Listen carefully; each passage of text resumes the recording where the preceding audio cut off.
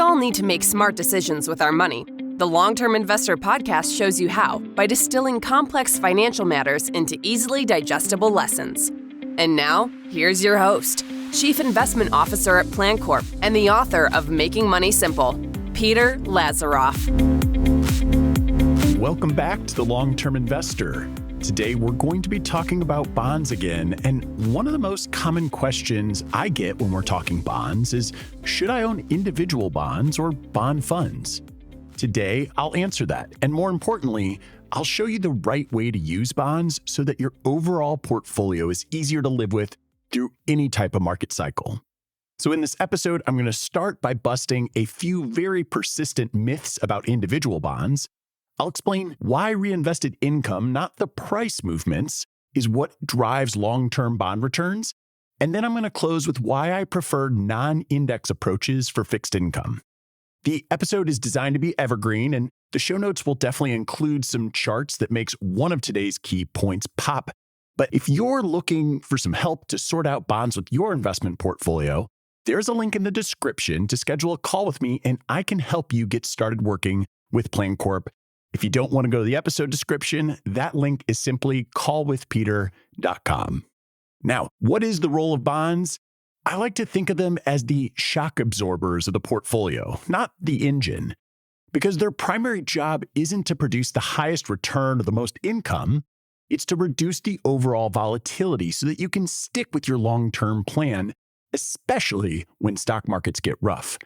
And I think if you start with that mindset, a lot of the confusion about individual bonds versus bond funds clears up pretty quickly. Now, I want to do some myth busting, just using some of the statements I commonly hear from other investors. And we're going to start with the most common, which is individual bonds are safer because I can hold them to maturity.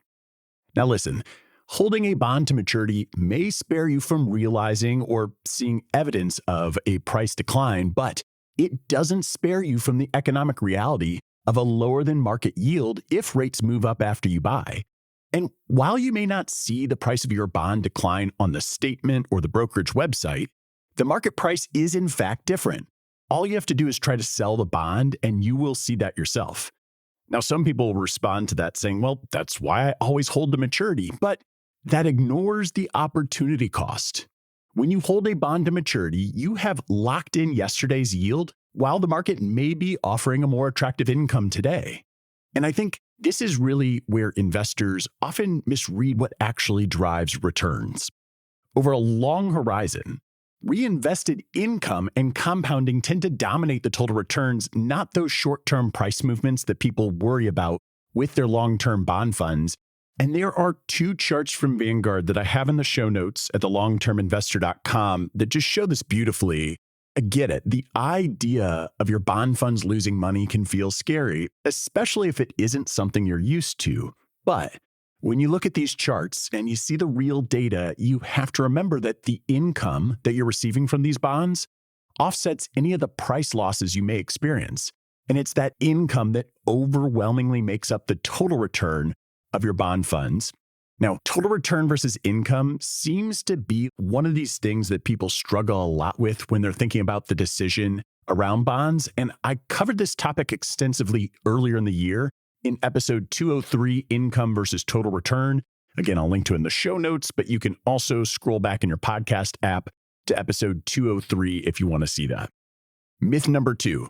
Pretty important because I hear financial advisors make this mistake just as much as individuals. And there's this idea, this myth, that buying individual bonds avoids fees.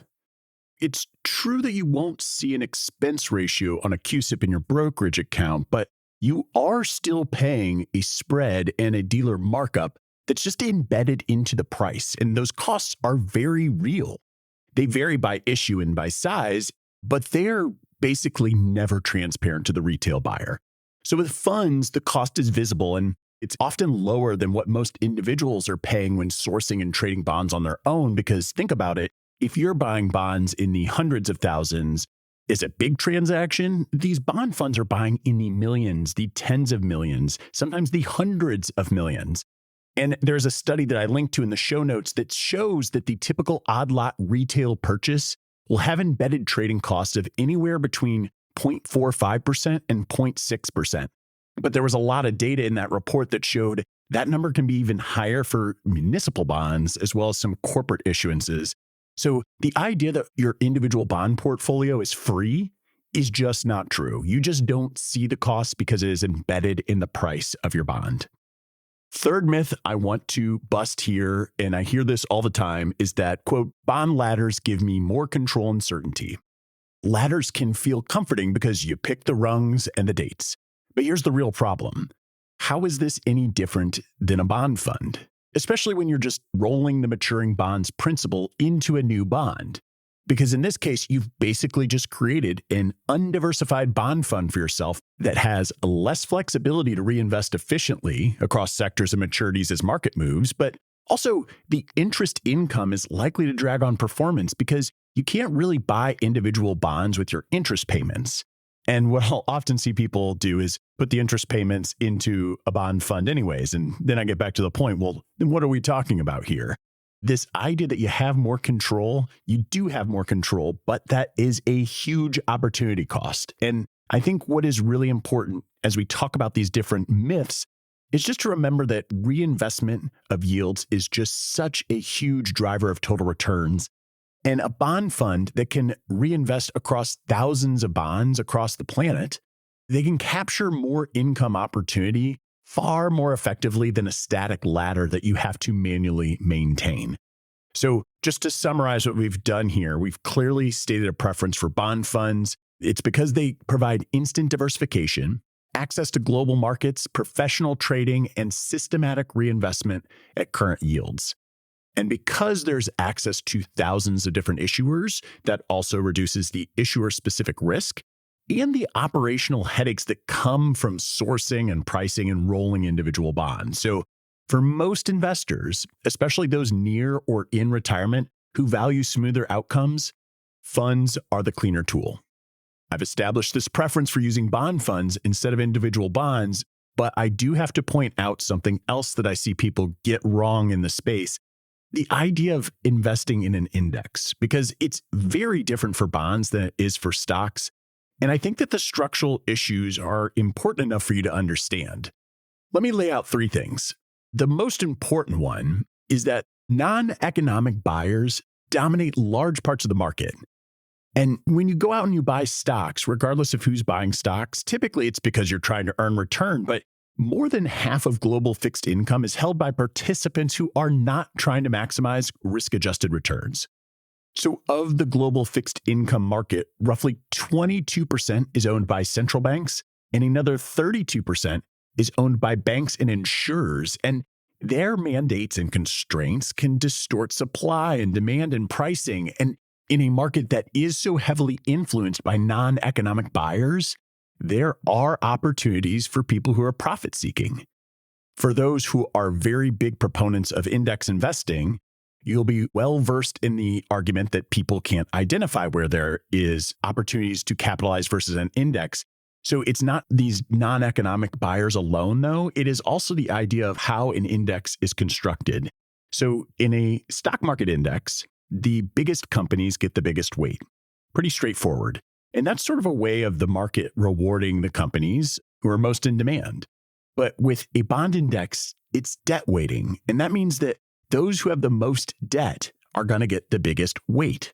So if you and I go into a bank seeking a loan, and let's say your balance sheet shows a $10 million net worth and mine shows that I have a $50 net worth, but I have $5 million of debt and you only have $100,000 worth of debt. In this scenario, the bank is going to loan me more money than you. And that is what a bond index fund is doing.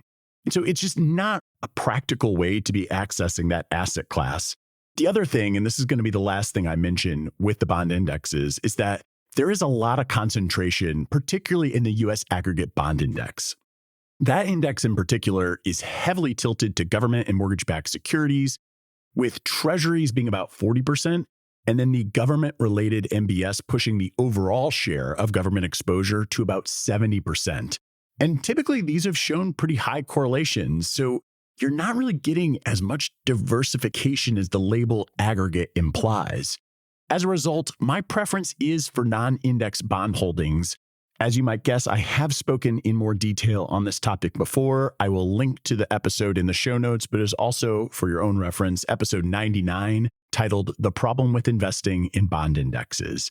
And so if I prefer non-index bond offerings, I would say that includes both systematic rules-based strategy or low-cost traditional active management, because both can avoid the blindingly overweighting of the most indebted issuers. Both can be selective about credit and structure. Both can keep duration and sector exposures aligned with your objectives. And then most importantly, both can trade flexibly around new issuance, rebalancing, and they'll have the liquidity to harvest incremental yield. So when I talk about active fixed income or systematic rules-based fixed income, the goal is not to swing for the fences. It's really about building a more thoughtful bond sleeve that actually does the thing we need it to do, which is reduce volatility of the overall portfolio. So with that in mind, here is how I connect some of these thoughts to day-to-day decisions when it comes to building bond portfolios. If it isn't clear, and especially because I just said it, it should be, stability comes first. Bonds are there to lower portfolio volatility so that you can stay invested in equities, which really serve as that long-term growth engine. And you can do so because those bonds allow you to do it without losing sleep. And if you pay too much attention to yield rather than that primary goal of bonds, you're going to end up with riskier exposures than are necessary for this portion of your portfolio. One of the culprits today is private credit. I think that's a good example. There's a time and a place for it, but it is a very limited group of people who need exposure, and it is not part of your core fixed income holdings. If something has a 9% yield or an 11% yield or any outsized yield, remember that risk and return are related, and that high yield signals that this is risky. If they didn't have to pay you that much, they wouldn't, but it is so risky they have to pay you that high of a yield. So do keep in mind, stability first, yield second. The second thing I want to point out as I think about these strategies in building out a portfolio, and I didn't really mention this at any point throughout the episode, is that global exposure is very helpful. So when you diversify beyond the US, typically with currency hedged global bonds, this can further smooth the ride because different economies and yield curves move on different schedules. Whether this is a global bond fund in your portfolio or using a core bond fund that gives the manager the ability to allocate globally, the purely mathematical case for global bonds is significantly stronger than the mathematical case for global stocks. So if you believe in international stocks at all, you should believe even more so in global bonds. Lastly, tax location matters. And if you're in a high tax bracket with taxable accounts, I do think that municipal bonds may be appropriate. And 2 weeks ago, I published a full episode on this topic that you can reference for details, episode 221, Muni Bonds Explained. And I think that will give you the big details within that sleeve of the bond portfolio for you to focus on. One last time, the primary role of bonds in your portfolio is not income generation or earning the highest yield. It is to lower overall volatility. But there is a right way to do it and a wrong way to do it. And if you'd like help designing a bond strategy or a complete portfolio that fits your goals and lets you sleep at night, again, I will encourage you to visit callwithpeter.com to schedule a call with me and my team at PlanCorp. As always, thanks for listening, and until next time, to long-term investing. Thanks for listening to the Long-Term Investor Podcast. To access free financial resources and submit questions to be answered on the show, visit thelongterminvestor.com. Peter Lazaroff is an employee of PlanCorp and BrightPlan. All opinions expressed by Peter and any podcast guests are solely their own opinions and do not reflect the opinions of PlanCorp or BrightPlan. This podcast is for informational purposes only and should not be relied upon as a basis for investment decisions. Clients of PlanCorp and BrightPlan may maintain positions in the securities discussed in this podcast.